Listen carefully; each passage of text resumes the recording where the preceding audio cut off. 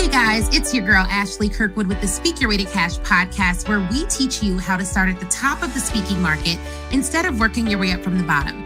During this show, you will hear solo episodes from me, where I'll show you how I have landed and negotiated 5- and 6-figure speaking contracts and licensing deals. You'll also hear from our amazing guests who have grown enormous speaking businesses by utilizing sales and marketing principles that work. If you want to grow your speaking business, listen to this podcast, and then afterwards, head on over to ashleynicolekirkwood.shop and grab my book, Speak Your Way to Cash, How to Start at the Top of the Speaking Market Instead of Working Your Way Up from the Bottom. Ready to dive in? Let's go.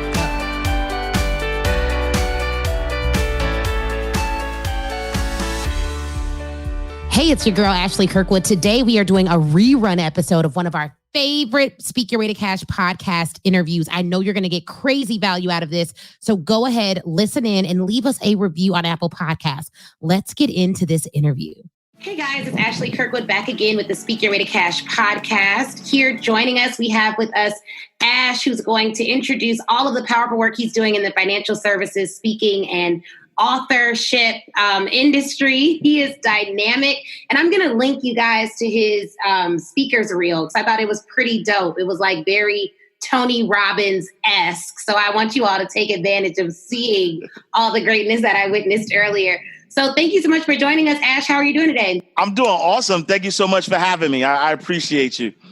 Yes, we are so glad that you're here. So tell us about yourself, who you are, who you serve, and who you speak to as well, because I know that's a stream of income for your business. Yeah, no, absolutely. So my name is AshCash, Exantus.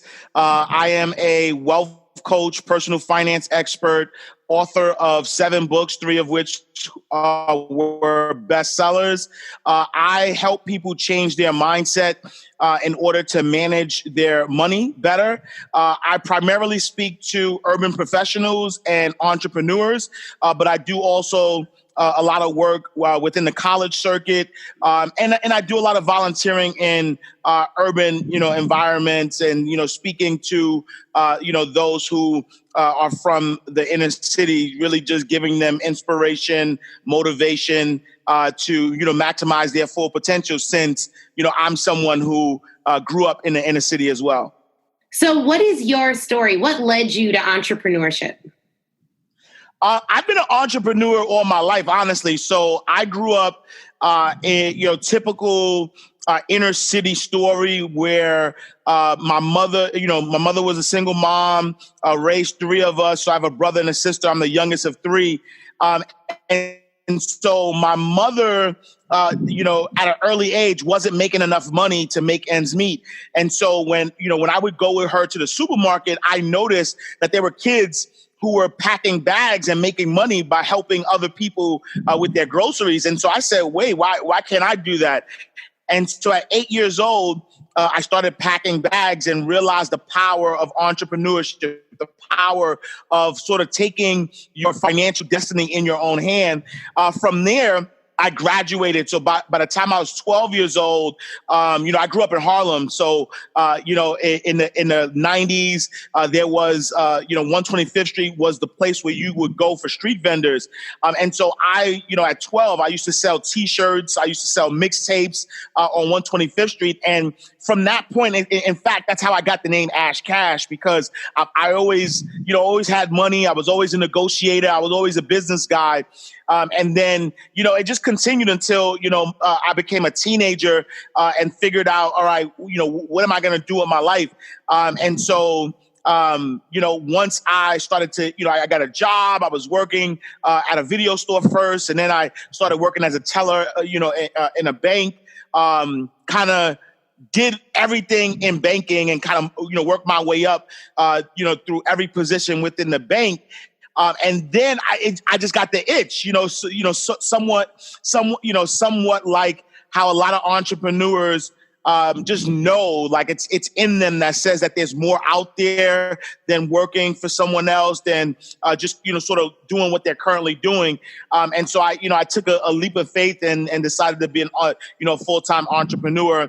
And that's really the story, is just kind of knowing that, I want more control over my destiny. I want more control over my financial freedom. I wanted more control over my lifestyle as well, right? Like I didn't want to, work 60, 80 hours for someone and not, and know that I was disposable at any time. Not to say as an entrepreneur, you don't work 60, 80 hours. So I'm not saying you don't, you do work those hours, but at the end of the day, you're working those hours and you see the direct result and the direct benefit from working those hard hours. Yeah. I think those are all really, really good points. So what is the name of your company and what does your company do now? Yeah, so I have two companies. My main company is Mind Right Money Management, and Mind Right Money Management is a financial planning business. It is a financial education company, and I also have a company, AshCash Enterprises, which is where mainly my speaking business and as an author. So I've written 7 books, which I've all self-published under my imprint, One Brick Publishing, which is a subsidiary of AshCash Enterprises. And so there's 2 companies. So there's one that, with Mind Right Money Management, we have courses, we have books, we partner with brands where we do spokesperson initiatives and really kind of drive, we do white label financial education for companies. And then there's me, which is, AshCash Enterprises, which is my speaking business and my books. Okay, perfect. And how does speaking play a role in your business? Yeah, I think so. Speaking it's like the anchor of the business. Without speaking, for me, I don't think I would be where I am today, because it's like speaking is your audition, right? If I'm asking someone to buy my book, if I'm asking someone to buy my program, if I'm asking someone to hire me as a consultant, as their coach, the best way to do that is for them to feel me in real life. I know that because of social media, a lot of times people sort of gravitate towards, okay, I'll do an online course. But there's just, life is energy. Yeah. And there's just a different type of energy when you're able to feel someone in real life. Like I agree. When you get on that stage, you can tell through body language, through tone, through how passionate they are. Like you can really feel them and say, wow, this is the person that I want to, that I want to listen to. I want to buy their book. I want to buy their program. I want to be engrossed in what they do. The person I trust. Exactly. You build that trust. And the great thing about speaking also is that it's not only when you're on the stage, right? You actually get to connect. I mean, if you're one of those speakers, because I've seen speakers who come in, they do what they do and then they leave. I'm a type of speaker. When I do a conference, I like to get there early, sit with the crowd, kind of, get a feel for the crowd, stay afterwards and really kind of talk with them. And so I feel like for me, speaking has been my calling card. That's been my sales tool that I use that has been able to allow me to have, this level of success. Definitely. I totally agree with that. And I think what you're saying about speaking or life being energy is so critical, especially when everything's online. A lot of people, we do a Speak Your Way to Cash live event series where I teach speakers how to get paid to speak, and we do it in person. And a lot of people are like, are you going to record it? And I'm like, well, maybe, but I love it being in person. I mean, that is where you feel the vibe. And we've had people that have flown in from all over the country, all over the world to attend. So a part of it is they just want to be in the room. They want to feel the energy. They want to connect with other people. And that's missing now. So I'm glad that you brought that up. That's a phenomenal point. And I want to differentiate here because the two ways that I've seen speaking grow my business personally, because like you, I have the law firm, Mobile General Counsel, so I represent entrepreneurs and trademarks and contract law. And then I have Speak Your Way to Cash, where I speak at colleges and corporations on my signature speech, which is the currency of confidence. But when I'm speaking at a college, they give me a check and then I get on stage. Mm-hmm. But through Mobile General Counsel, I may go and speak at a large conference for free and then sell in the back of the room or tell people about my services. And I've built a substantial business by doing that. So when you think of your speaking business, whether it be speaking on stage for free to sell in the back of the room or to sell otherwise, or getting paid to speak, which one would you say makes up the most amount of your time? Oh man, that's a great question. I think I would say more speaking, getting paid to speak, honestly, because I do a lot of work with colleges that pay me to speak. And then also a lot of the conferences that I do, I do get, a fee to speak. I have done, and I do a lot of free events, but for me, it really depends on who's throwing the event, the size of the event, and does it make sense for my brand? Because I've been at that space where I've done a lot of free events with the hopes of selling at the back of the room. But if it's not the right event, right? If it's not the right people at the event, then you're really going to be selling yourself short. And so, I'm very particular about the types of speeches that I do for free.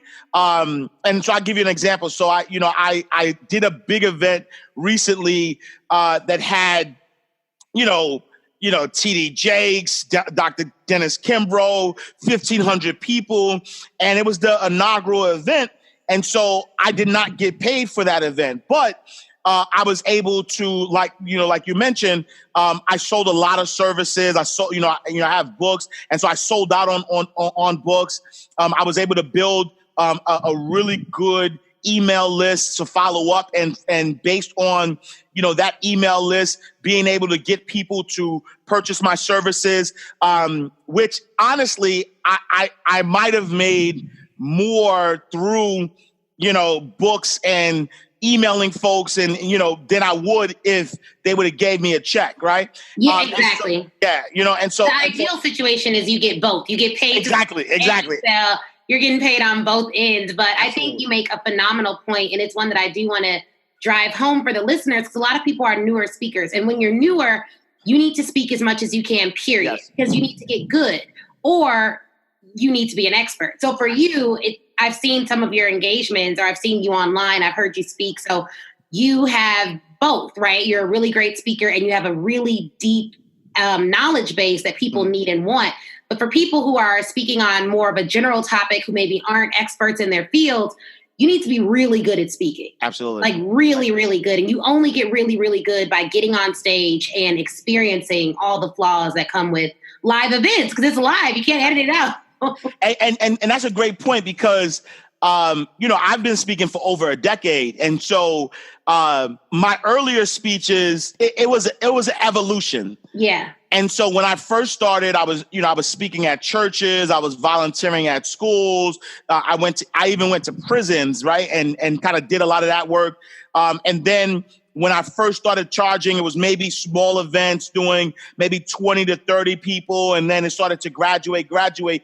And, honestly, it comes down to, yes, you need the experience, because I believe with the experience, you build a level of confidence. And that level of confidence is what makes people feel you in the larger spaces. And so, I remember my first time speaking to a crowd of like 2,000 people. I was nervous, but I was prepared, because I had given maybe 100 speeches prior to that.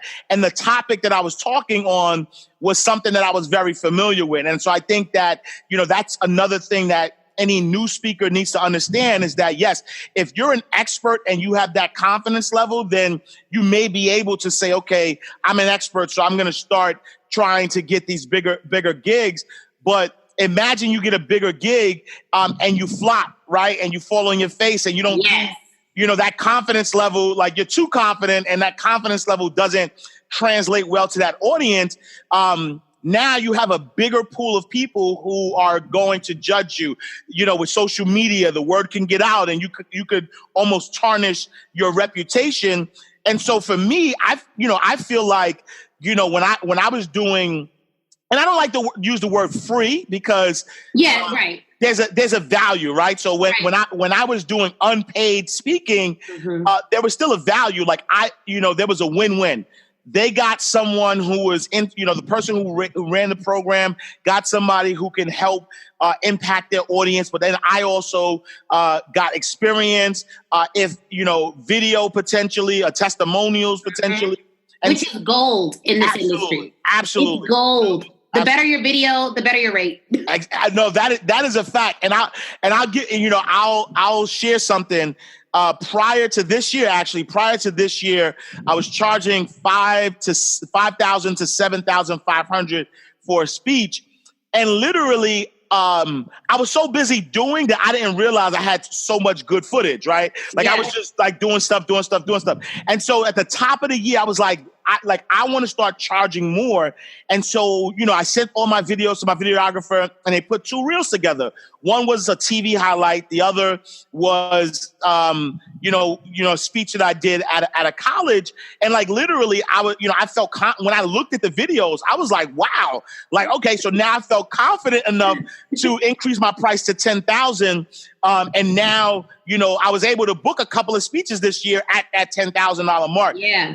And it's to the point where by next year, my goal is to up it more, right? To make more money than 10,000.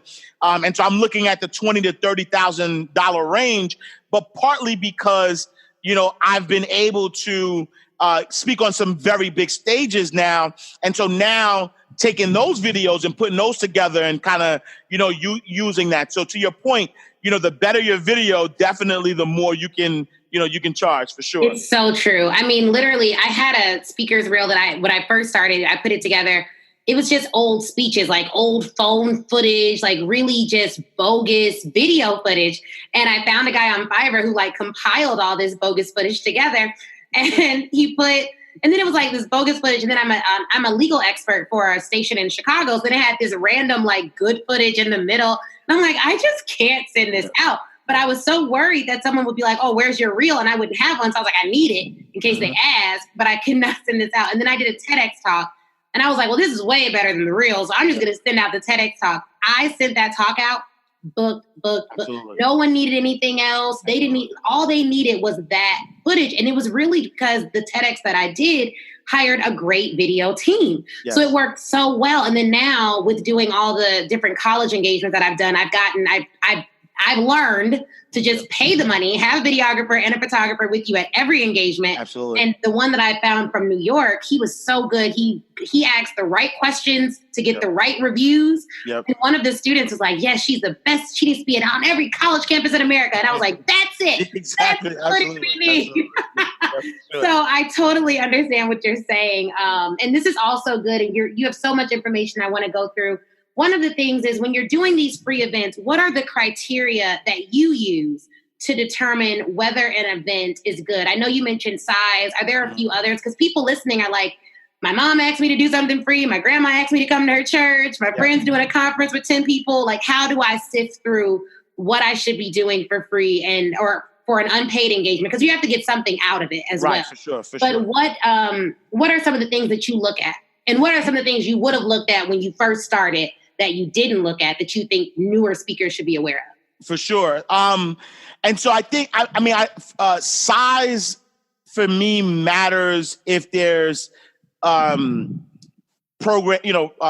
and services that I'm trying to sell, meaning that these are products or services that I'm trying to sell that are scalable, right? And so, for instance, if I'm trying to sell a book, if I'm trying to sell, I have a subscription-based program that's $24.99 a month. And so those type of events, those type of products, I want to sell those to the masses, right? To more people. But size doesn't matter if it's a small, intimate crowd, right? So let's say, for instance, if it's a group of lawyers and it's 20 lawyers that I'm looking to manage their money for them, but I charge a higher fee. And so it's really looking at what are the products or services that you provide and how can that organization or audience help you reach whatever sales objective that you're looking to fulfill. I've done, I did one recently. I did a recent event here, in Atlanta with a radio station. And it was maybe about 30 to 40 people who showed up.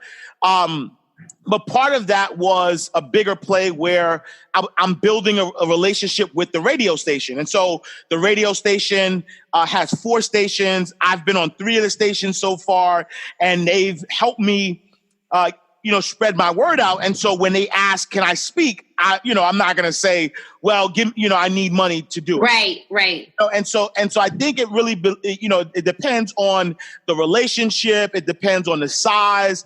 There's so many different criterias. I think one of the things that I would have looked at when I first started was, what is the value? So not only putting value on only money, really putting a value on, what will the organization get out of it and what will I get out of it? And really, it is a great exercise to do. Like really, put on paper, okay, if I speak at this community center, what do the community gets out of it, right? Is this your right audience? Are they going to be impacted by your story? Can you help them?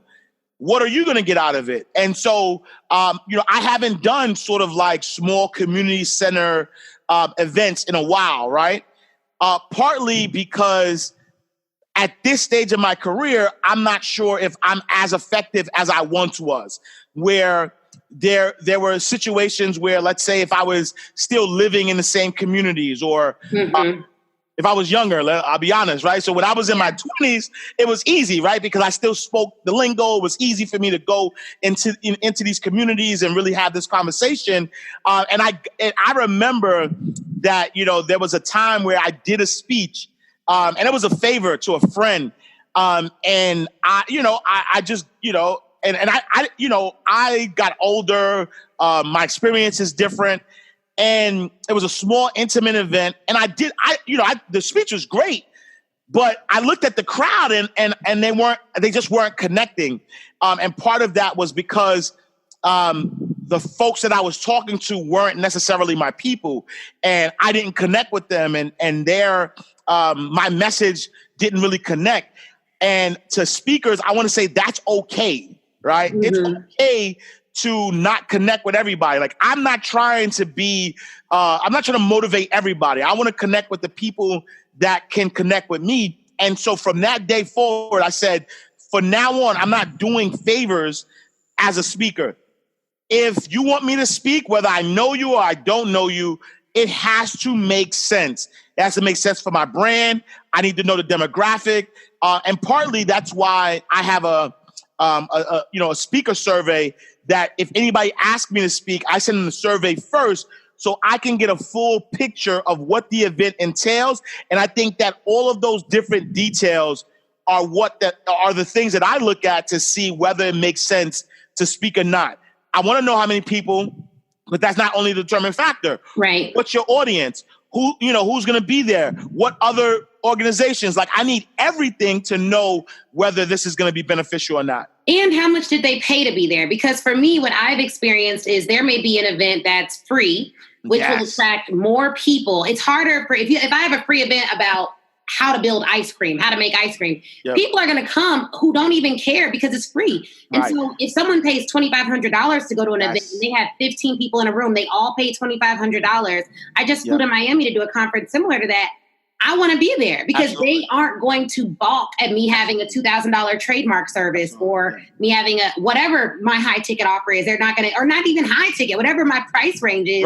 They're not, their main motivating factor for things probably isn't only price. It is value. Yes. That's a great you want. Like you want to get before people who invest. If you have something that requires an investment, you want to be before people who aren't afraid or who aren't put off by making an investment.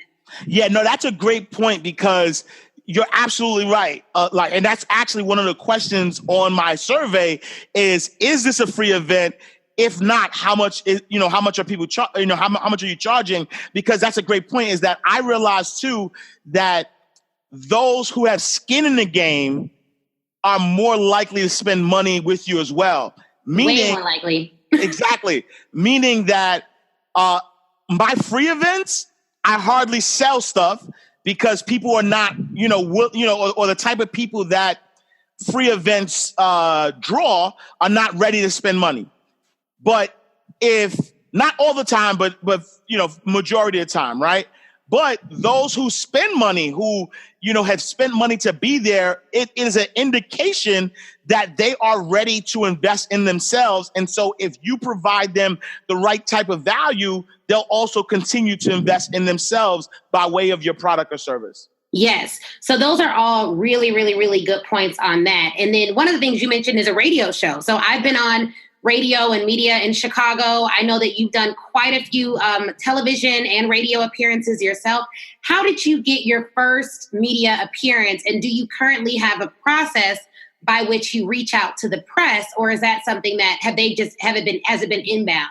Yeah. So it's been both. So my first time being on media happened through doing press releases. In fact, I've heard, and I've recently heard this from somebody who's a PR person who said, "Oh, don't waste your time on press releases."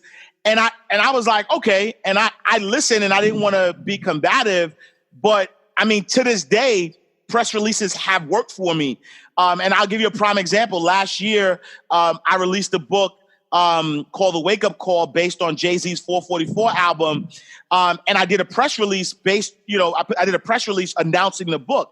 Well, based on that press release, Billboard magazine did a write-up, Money magazine did a write-up, Yahoo Finance reached out to me to do a video interview, Cheddar, I did a video interview there, Pix 11 in New York. And so I was able to get a lot of media based on putting out this press release. And so that's one way that has worked for me.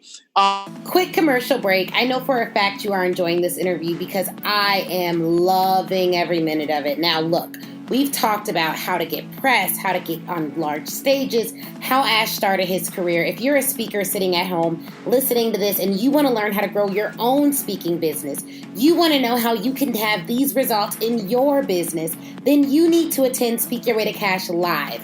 August 31st, 2019, we will be doing the event in Atlanta. It will be off the chain, sponsored by Fiverr. In Chicago, we'll be doing it October 31st. You can register by clicking the link in the show notes. Let's get back to this interview. And one of the things I would say that makes an effective press release is that do not focus on yourself on a press release.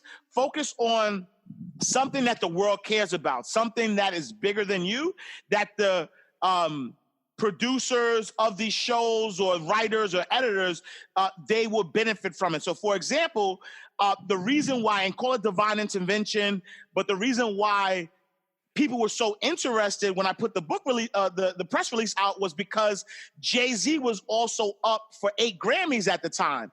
And so he was already in the news cycle. And so now when I added that layer of, I didn't say AshCash writes a book about Jay-Z. I said, right. Jay-Z's 444 album or financial expert, right?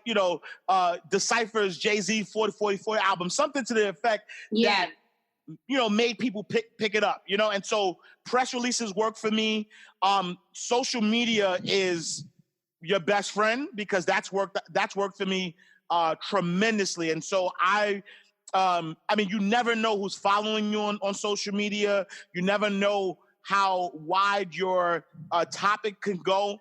Hashtags are really, really huge. And so what I learned, and again, this was sort of almost by accident, I learned that a lot of people who are in the media will search hashtags. And so if let's say they're looking for a financial expert, they might search the hashtag financial expert or wealth or, entrepreneurship, whatever it is, and they'll see what's coming up.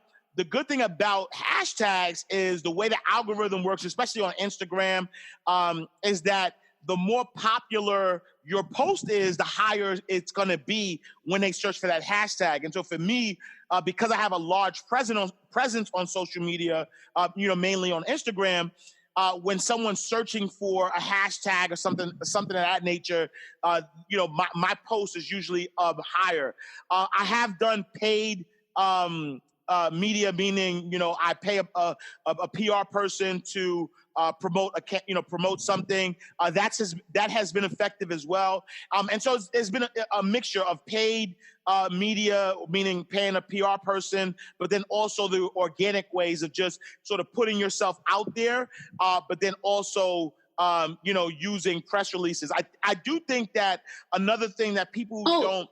On the press release point, I wanted to ask you this question because I know some people are at home are like, okay, well, who do I send this press release to? Did you purchase a list of people to send it to, or did you purchase distribution for your press release? Because it sounds like you wrote your press release yourself. Yeah, so I wrote the press release myself, and then I used a PR wire, right? And so there are a lot of free PR wires out there. So if you just type in PR wire, you'll see a bunch of free ones. Then there's some that you pay for. For me specifically, I was targeting the African American demographic, and so I used blackpr.com, right? Blackpr.com. I think I paid maybe $250, and they send your stuff to 40,000 targeted African American publications, and that worked for me because Ebony Magazine picked it up, Black Enterprise picked it up. So some of the big names in Black media picked it up. And so yeah. So easy to get I guys, use, by the way. exactly. And that's why I think one of the things people got to realize is that, again, producers are editors, they're under pressure. Big pressure. Big pressure, not only to give content, but give different content, new content, engaging content. And so if you can craft your message in a way that makes it engaging and makes it inviting and something that people want to hear, I think that you'll have no problem trying to get media. Yeah, and controversy does sell. So you can have a different, if you want, first off, one of the best books that I read on getting yourself on television was Make It Rain by Areva Martin. I thought that was a phenomenal book for specifically getting yourself on TV. But I do my own press as well. And the way that I got my legal expert spot was by sending out pitches to the same, like I would send 15 pitches before they actually had me on. But then once you're on, they are going to have you back as long as you perform when you're on air. Because like you said, they don't like looking for new people. Right. Like I've been out of town and they're like, well, can you just call in? Because we don't really want to have someone else come on. Like, right.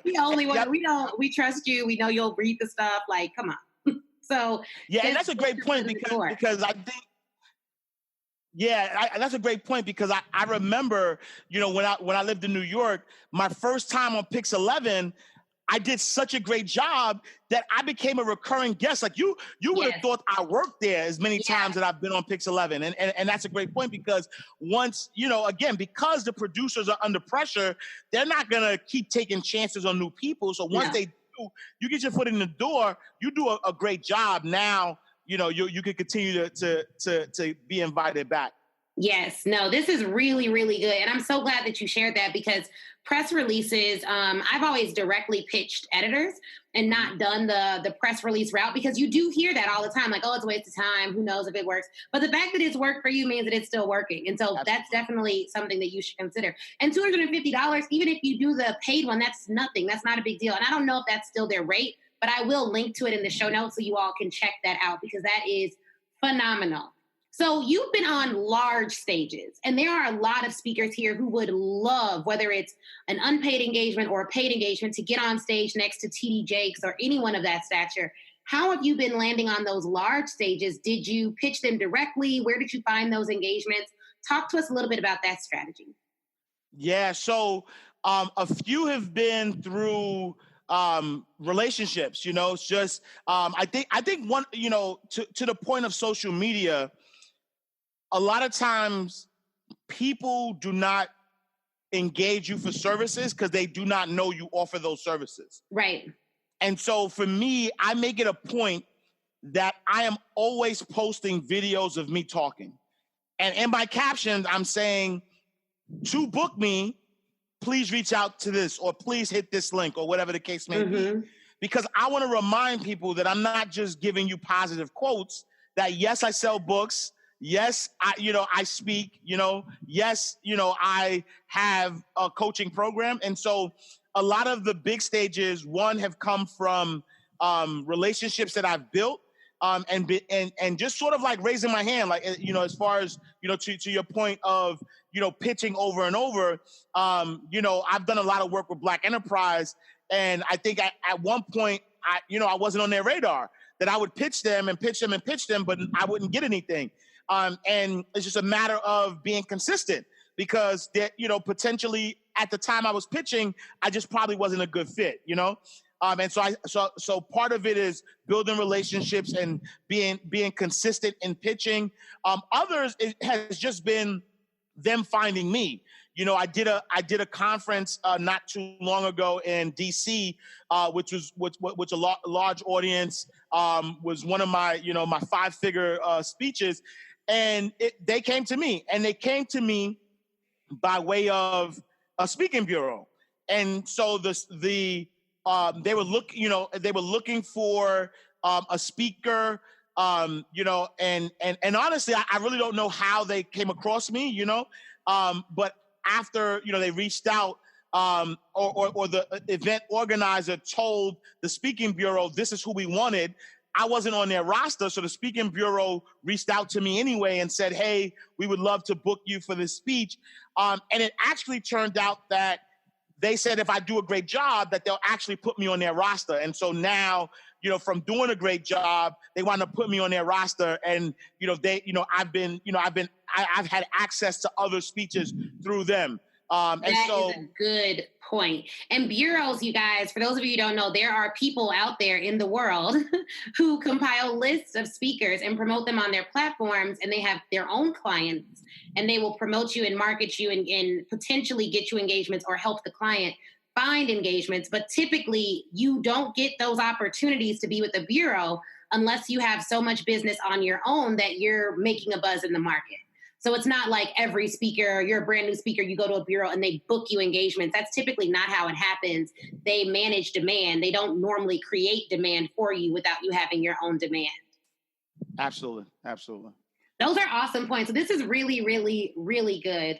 In terms of finding engagements outside of the large stages, do you have a process where you're pitching consistently every week to colleges or to corporations and conferences?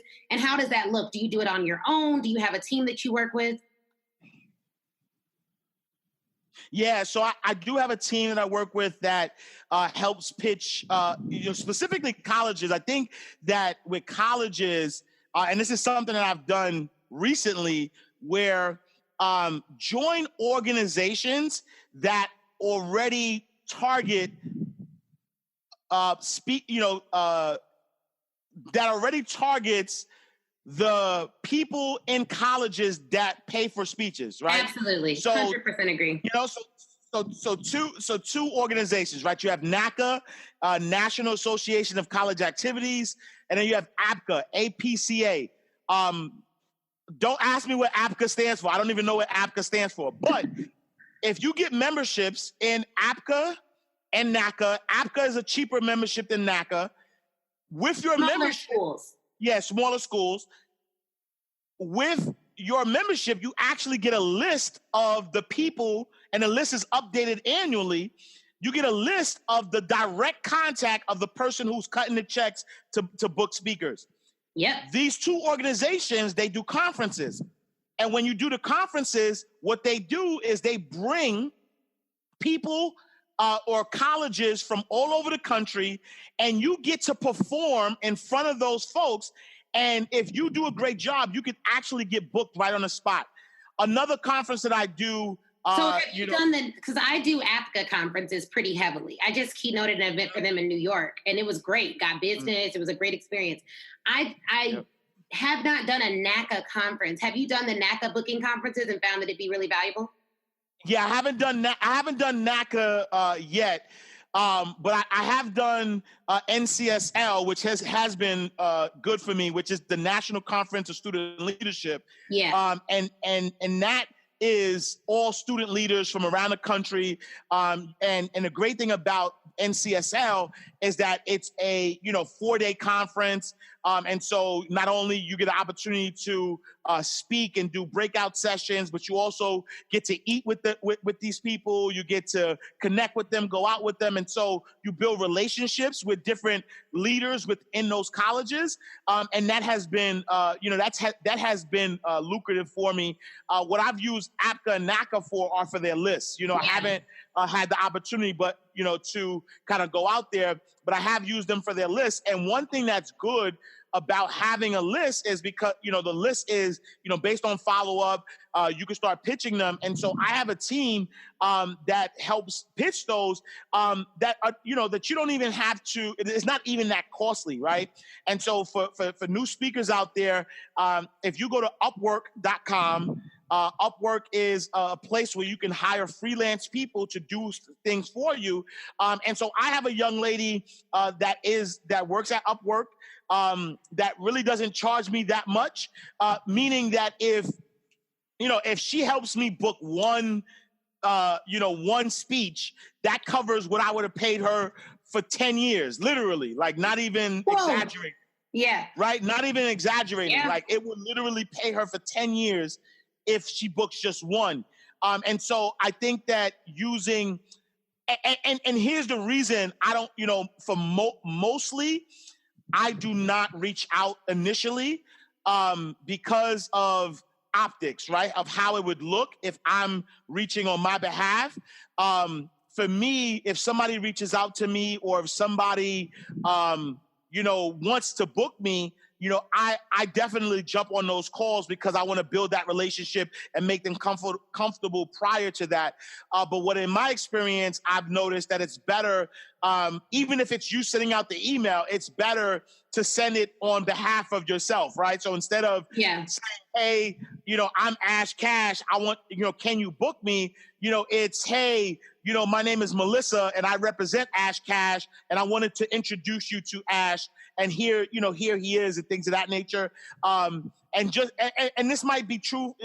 I'm not saying this as fact, but for me, it's worked in my experience that a lot of times when I reach out directly, I get less responses than if I have somebody reach out for me on my behalf.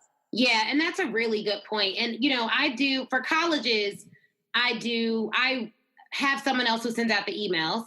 She sends the initial email as me. When they respond, she follows up as like my assistant, which she is my assistant in real life, but like she follows up and she's like, I can book a time with you on Wednesday. And I do all of my calls on one day out the week because we both run other businesses. So it's not like I'm at home at my computer trying to send out these emails all day. Like I don't have time for that. Like I actually do have stuff to do. So you really should have a system that works for you. And I think it's a great point of having someone else reach out on your behalf because it does look more, it looks more polished. It looks like there's a whole company working behind you, which there is. Sure. And so it's good that people don't just throw it in the trash thinking you're some random speaker trying to get on their stage. So that makes sense. And then 2, have a link in that initial email. So even if the email is 2 sentences, which the shorter emails get responses to earlier, have a link to your demo reel. Or the link that I send out in my initial email to colleges is like, hear what students have to say about me here.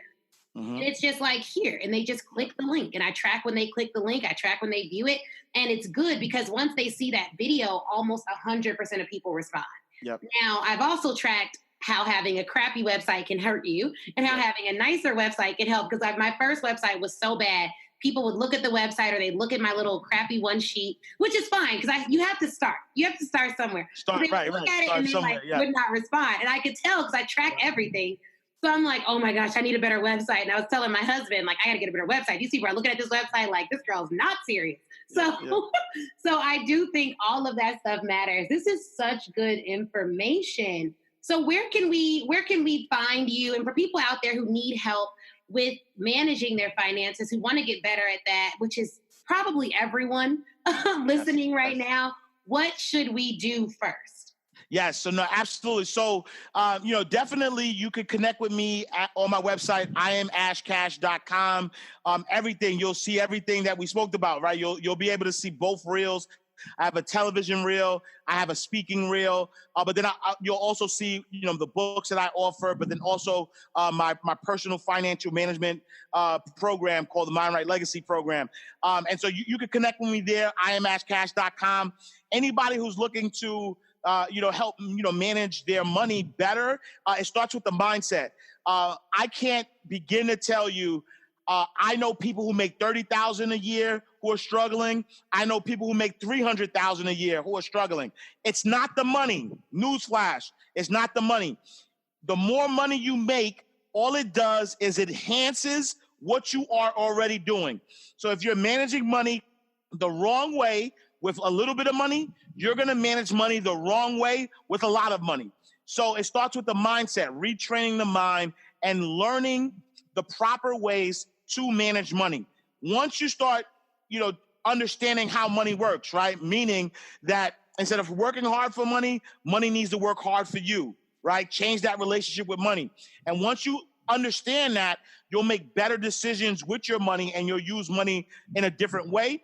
And I think that's the first step. And so definitely, and I can help with that. I have a 21-day Mind Right, Money Right challenge that's on my website as well, where I help people retrain their mind. It's a 21-day, activity that you go through, helps you retrain your mind in order to manage your money better. But I think that's the absolute first step is changing your relationship with money.